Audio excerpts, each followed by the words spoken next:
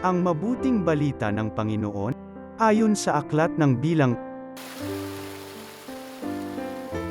Noong mga araw na iyon, ang Panginoon ay bumaba sa anyo ng ulap at kinausap nga si Moises.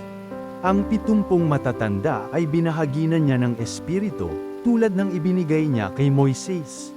Sila'y napuspos ng kapangyarihan at nagpahayag noon ngunit hindi na nila inulit. May naiwang 2 matandang lalaki sa kampamento.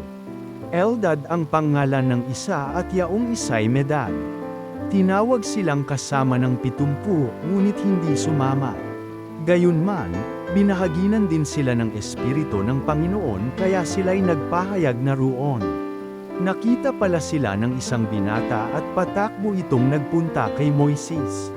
Sinabi niya, sina Eldad at Medad ay nagpapahayag sa kampo. Dahil dito, sinabi ni Josue na anak ni Nun at katulong ni Moises, bakit di ninyo sila sawayin? Ngunit sinabi ni Moises, nangangamba ka bang ako'y mababawasan ng karangalan?